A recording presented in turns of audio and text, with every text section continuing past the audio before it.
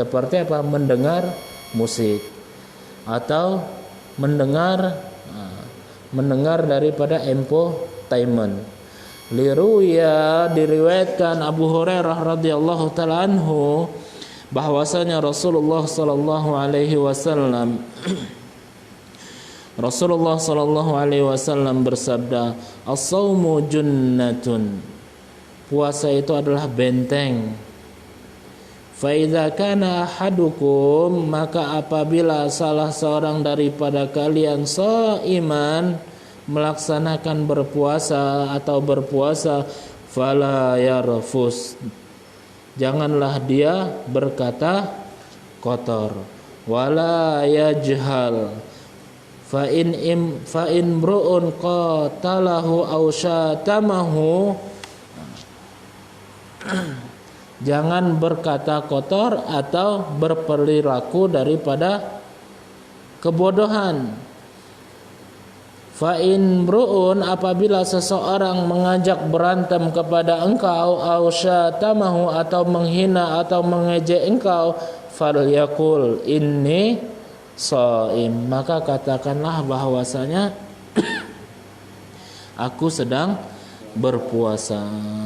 Inni shaim. Jadi kalau orang itu bikin geram ke kita, jangan katakan kita memang puasa, tapi orang ngejek kita, memperleke kita, itu bercanda dengan kita berpuasa, kita lemas, kita bilang jangan, saya berpuasa. Orang makin gencar bercandai kita. Tapi kalau kita pasang muka garang, dia ngejek kita atau mengganggu kita, maka kita katakan, kita pelototin mata dia, ini shaim. Kita kepal tangan kita, maka dia langsung takut dengan kita. Tapi kalau pasang muka melas kayak Ilham, bilang ini shaim, muka melas, makin dicandainya. Allah, kemarin aja Senin Kamis nggak puasa ente. Yang ketiga, yang pertama tadi meninggalkan daripada perkara yang sunnah. Meninggalkan daripada yang sunnah, maka kita terbabit dengan perkara yang makruh. Yang kedua, menjauhi atau meninggalkan daripada perkara yang terlarang. Yang ketiga, hijamatu wal fasdu, hijamah atau fasdu. Hijamah sewaktu kita melaksanakan puasa hukumnya makruh.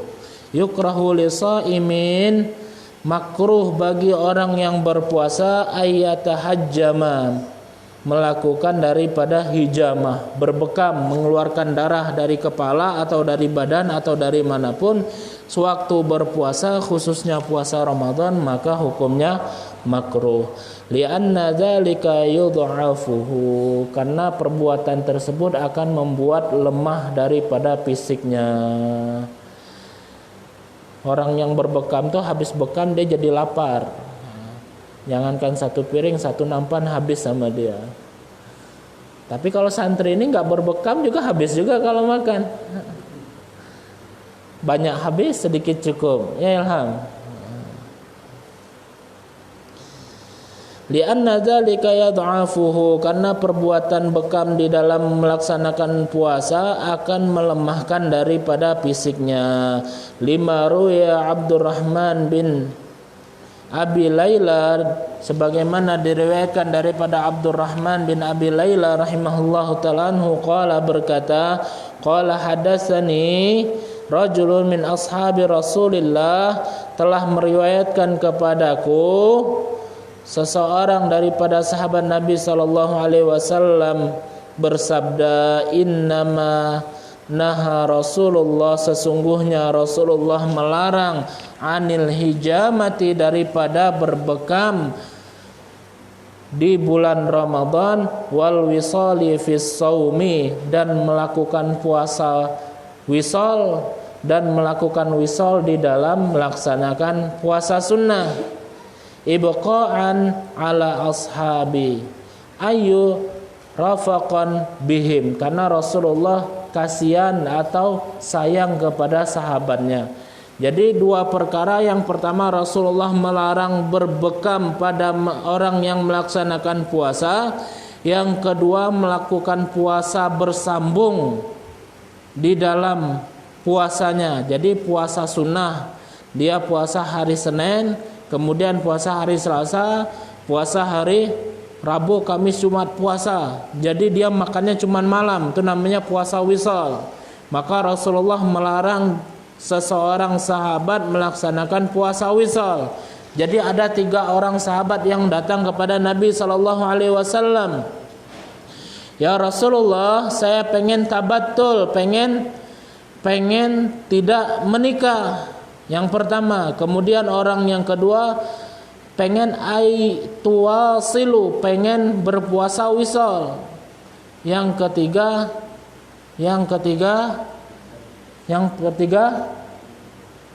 pengen apa? Yang pertama pengen tidak menikah. Yang kedua pengen puasa terus, yaitu puasa wisal. Yang ketiga yang pengen sholat tahajud. Ini aku malaila kulliha. Saya pengen tahajud malam semalam penuh, tidak tidur malam. Pengen tidak tidur malam. Maka Rasulullah katakan, la, jangan pernah sekali-kali kalian melakukan perkara tersebut. Inni akhsyakum wa atqakum. Aku ini orang yang paling khusyuk, orang yang paling takut, dan orang yang paling bertakwa kepada Allah. Saya berbuka dan saya berpuasa dan saya berbuka dan saya tidur malam dan saya pun juga menikah. Jadi permintaan 3 orang sahabat itu dengan 3 kriteria masing-masing yang mereka inginkan, semuanya ditolak oleh Nabi sallallahu alaihi wasallam. Maka di sini juga Rasulullah sallallahu alaihi wasallam melarang seseorang untuk melakukan bekam pada puasa Ramadan atau puasa sunnah yang lainnya. Atau melakukan wisal di dalam puasanya. Kenapa? Karena Rasulullah itu sayang kepada sahabatnya. Rafaqan bihim wala tuftiru hijamata. Tapi orang yang berbekam pada siang hari bulan puasa hanya sekedar makruh saja, tapi tidak membatalkan daripada puasanya tersebut. Wala tuftir. Orang yang berbekam siang hari bulan puasa, kalau dia nggak tahu hukumnya makruh, ya sudah, tapi jangan dia berbuka puasa. Kenapa? Wala tuftir, jangan kalian buka puasa orang yang berhijamah.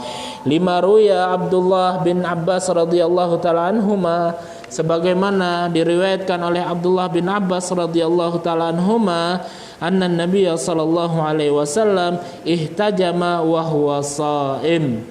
Rasulullah pernah di siang hari Rasulullah berbekam, tapi satu sisi Rasulullah dalam keadaan berpuasa. Rasulullah berhijamah, Rasulullah berbekam, tapi Rasulullah tetap melaksanakan puasa. Yang keempat. Jadi yang pertama tadi apa? Meninggalkan perkara yang sunnah. Yang kedua, meninggalkan daripada perkara yang terlarang. Yang ketiga, hijamah atau pasdu. Yang keempat, perkara yang dimakruhkan, al-alaqa wa zuqat ta'am. Alaq ini bisa dikatakan madmadah, berkumur-kumur atau memasukkan air ke dalam hidung, istinsyar atau madmadah atau berkumur-kumur, atau alaq ini memasukkan siwak ke dalam mulut kemudian digosokkan sampai membunyi ak. Nah, kita sikat gigi, kemudian kita gosok lidah kita, tuh rasa mau muntah, tuh namanya ak. Nah, itu di siang hari bulan Ramadan itu hukumnya makruh. Atau wazuqut ta'am, merasai makanan. Nah, itu makanan maniskah, asinkah, atau masamkah? Nah, seperti bulan Ramadan yang kedua kita disuguhkan gorengan. Gorengannya asin. Nah, kenapa? Karena bukan kurang garam, kejatuhan garam. Nah, kejatuhan garam sebungkus, asin lah.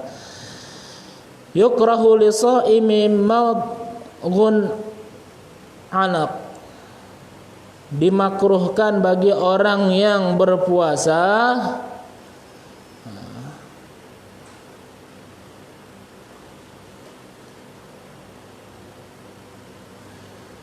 menggosok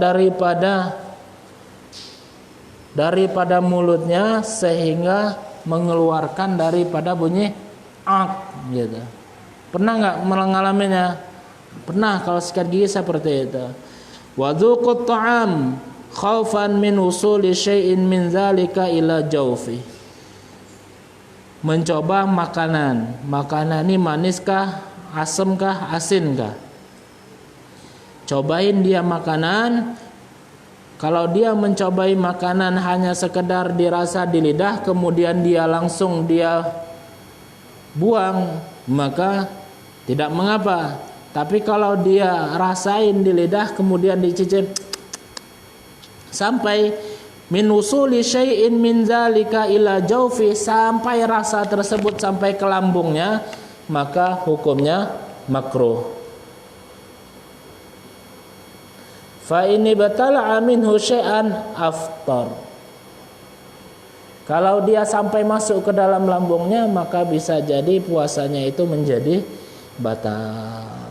Tapi kalau sekedar di mulut, asin, langsung dia ini asin, diambil air, dikumur-kumur, dimasukkannya 2 gelas, keluarnya 1 gelas dah. Nah, itu batal lagi dah.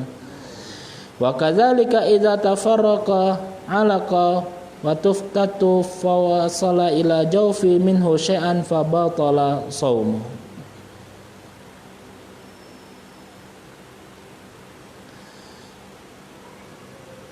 Apabila sesuatu yang masuk daripada alaknya tersebut sampai ke lambungnya, sampai ke perutnya, minhu syai'in, walaupun perkara tersebut hanya sedikit saja, maka fabatala shaumu, maka batal daripada puasanya.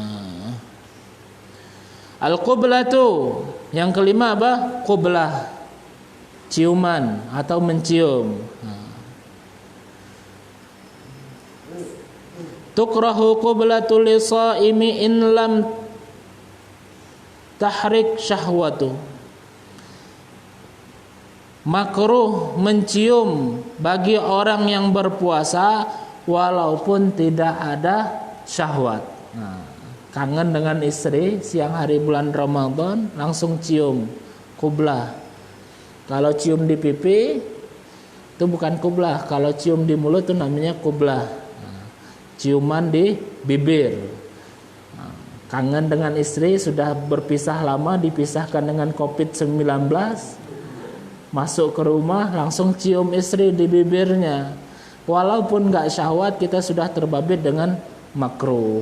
Tapi kalau cipika-cipiki insya Allah enggak. Tapi kalau sudah mulut dengan mulut, syafatihi atau syafatiha, dengan bibir kita dan bibir dia, maka hukumnya makruh. Maka perkara tersebut hendaklah ditinggalkan. Fa in harakat syahwatuhu fahiya makruhatu karahatut tahrim. Enggak syahwat aja, kalau kita cium dengan bibir kita dengan bibir dia, hukumnya makruh. Apabila terasa dengan syahwatnya, tongkat yang di bawah itu bergerak, maka hukumnya karahatut tahrim, perkara yang dilarang atau terbabit dengan perkara yang haram. La farqa baina syaikhin wasyababi fi dzalik.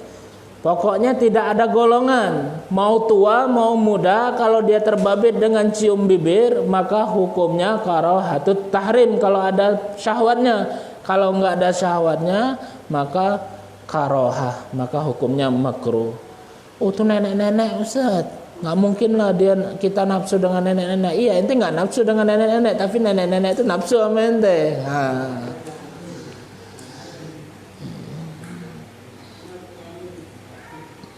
Jadi jangan dikira nafsu itu selama orang tersebut hidup dan masih bisa bernapas, nafsu masih Allah Subhanahu wa taala berikan kepada orang tersebut. Yang pertama, yang kedua, selama orang tersebut masih hidup dan bernapas, syaitan tidak akan pernah tinggal diam untuk menggoda orang tersebut. Dia sudah saya anggap nenek saya, Ustaz. Emang nenek ente dengan nenek dia nih ya nenek-nenek. Tapi tetap nafsunya tetap nafsu yang Allah Subhanahu wa taala melarang bagi orang yang melakukan perkara tersebut sewaktu kapan? Sewaktu melaksanakan ibadah puasa.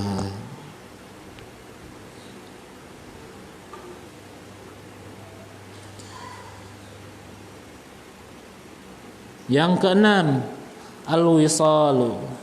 Puasa wisal. Yukrahu lisaimi wisalun.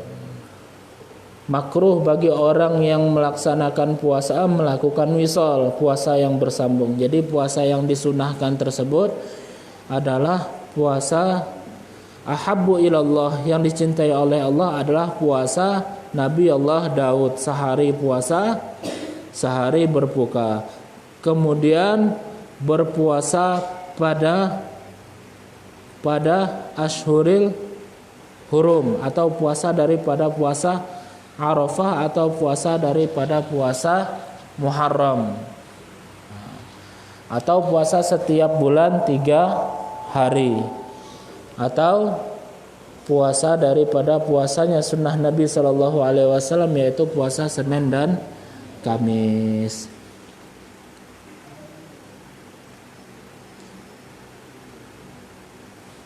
Jadi puasa wisal dia hanya puasa siang, dia berpuasa. Diet ekstrim. Dia puasa siangnya, malamnya hanya makan air saja atau memakan sesuatu makanan seperti makanan ringan atau air, maka perkara tersebut dilarang. Lima ruya Abu Hurairah radhiyallahu taala anhu. Sebagaimana diriwayatkan oleh Abu Hurairah radhiyallahu taala anhu, anna Nabi sallallahu alaihi wasallam, bahwasanya Nabi sallallahu alaihi wasallam qala, bersabda, iyyakum wal wisal, hati-hati kalian daripada puasa wisal. Iyyakum wal wisal, 2 kali Rasulullah mengucapkan perkara tersebut. Qalu, sahabat berkata, innaka tuwasilu ya Rasulullah, tapi kami lihat engkau melaksanakan puasa wisal ya Rasulullah. Qala, maka Rasulullah katakan, inni lastu kahayatikum, saya ini bukan seperti kalian. Jadi Rasulullah katakan, kalian jangan sekali-kali puasa wisal, jangan melakukan wisal. Maka sahabat katakan, ya Rasulullah, kami melihat engkau melaksanakan wisal ya Rasulullah. Maka Rasulullah katakan, lastu kahayatikum, saya ini bukan seperti kalian. Maksudnya apa? Fisik Rasulullah Shallallahu Alaihi Wasallam bukan seperti bagaimana fisiknya sahabat Nabi Shallallahu Alaihi Wasallam. Ini abitu yut'imuni Rabbi wa yasqin. Saya ini diberikan makan langsung daripada Allah Subhanahu wa taala. Saya ini yang memberikan makan saya dan minum saya ini langsung Allah Subhanahu wa ta'ala. Jadi saya ini beda dengan kalian, kata Rasulullah. Kalau kalian makan dengan cara makan kalian sendiri, minum dengan cara minum kalian sendiri, sedangkan aku yang memberikan makan dan minum adalah Allah Subhanahu wa ta'ala. Fal wisalu min khasais Rasulullah sallallahu alaihi wasallam. Bahwasanya puasa wisal itu adalah khususiat hanya teruntuk oleh Rasulullah sallallahu alaihi wasallam. Wa annahu fi haqqi baqiyatil muslimin makruhun karahatut tahrim ala sahih. Sedangkan untuk bagi orang muslim melaksanakan puasa wisal itu makruh, bahkan daripada pendapat yang lainnya adalah makruhatut tahrim, karahatut tahrim alal asah. Li'annahu, karena puasa wisal tersebut yud'afu an siyami wa salati wa sa'irit ta'at. Karena puasa wisal itu akan membuat fisiknya menjadi lemah, sehingga membuat dia tidak bisa lagi untuk melaksanakan puasa wajib, dan membuat dia lemah dalam ibadah sholatnya, dan membuat dia lemah dalam setiap aktivitas ketaatan dia kepada Allah. Kenapa? Karena puasa wisal. Jadi orang santri datang ke dukun supaya bisa mendapatkan ilmu pelet atau ilmu sakti mantra guna. Kata dukun itu, kamu harus puasa wisal 7 hari 7 malam. Akhirnya puasalah dia 7 hari 7 malam supaya bisa mendapatkan ma'erot tersebut. Hari pertama dia puasa cuman makan yang putih dengan berbuka yang putih, nasi putih dengan air putih.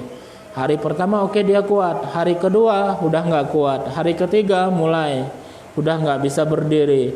Hari keempat mulai nggak bisa duduk. Hari kelima mulai nggak bisa bangun. Hari keenam apa? Mati dia langsung. Kenapa? Karena puasa wisal tersebut hanya sekedar makan minum yang putih saja, makan nasi putih, minum nasi putih akan melemahkan daripada jasadnya atau fisiknya, dan melemahkan daripada melaksanakan puasa wajib dan melaksanakan ibadah salat dan melaksanakan perintah-perintah yang mendekatkan diri kepada Allah Subhanahu wa taala.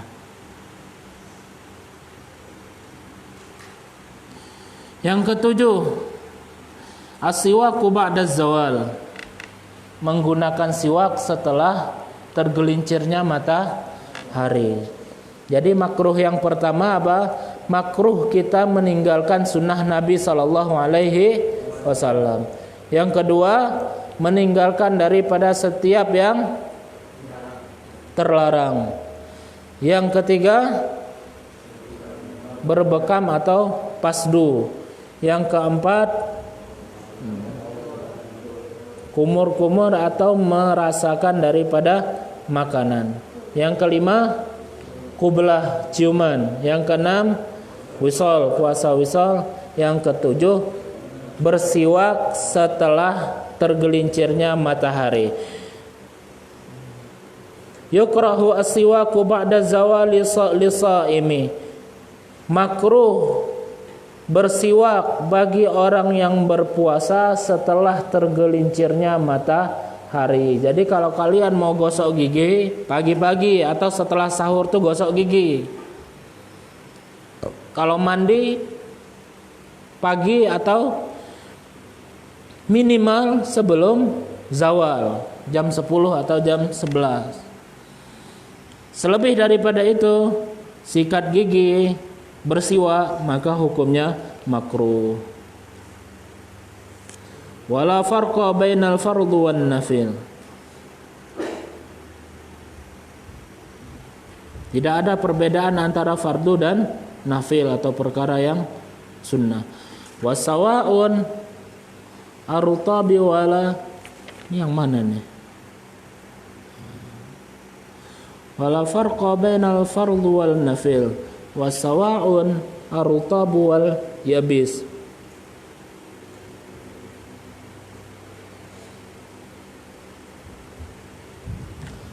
Jadi perkara yang dimakruhkan yang ketujuh adalah bersiwak setelah tergelincirnya matahari. Tergelincirnya matahari itu di waktu jam 12 atau jam 12 lewat. Maka di atas jam 12 makruh kita mandi, gosok gigi atau bersiwak. Maka waktu-waktu yang sudah tergelincirnya matahari tersebut kita elakkan untuk melakukan amalan-amalan tersebut. Lemes nih jam 2, lemes, loyo, supaya segar apa? Mandinya pakai apa? Pakai es batu. Wah. Es batu taruh di gayung, gayungnya taruh di kepala. mandi gitu segernya Masya Allah. Jam 2 siang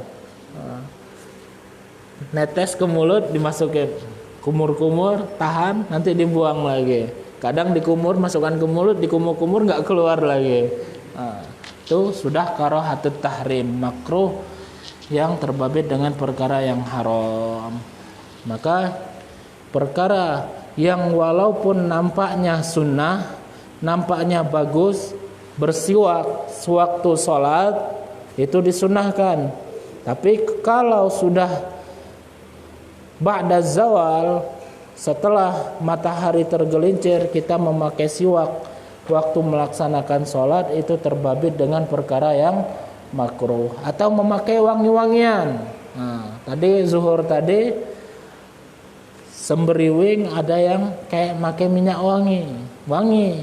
Kalau dia makainya di pagi hari atau jam 9 jam 10 dia pakai, ditaruh di jubahnya, digosok jubahnya, kemudian di waktu sholat zuhur, asar, maghrib, isya masih terasa baunya, itu tidak mengapa. Kenapa? Karena bau tersebut sudah melekat, sudah di zamanut tawil, masa yang panjang. Tapi sewaktu qomat dia baru pakai itu, langsung dia bubuhkan ke bajunya, maka dia terbabit dengan perkara yang makruh. Jadi memakai wangi-wangian yang wanginya tersebut membuat kita ngefly kenyang enggak, tapi terasa baunya di waktu-waktu tengah hari, maka bisa terbabit dengan perkara yang makruh. Hadza wabillahi taufik. Semoga Allah Subhanahu wa taala memberi taufik kepada kita semua, diijabah hajat dan doa kita, dan Allah Subhanahu wa taala sehatkan jiwa dan raga kita, dan sehatkan keluarga kita, sehat walafiat dalam lindungan Allah Subhanahu wa taala. Ala hadhihi niyya wa ala kulli niyatin salihah bisirril Fatihah.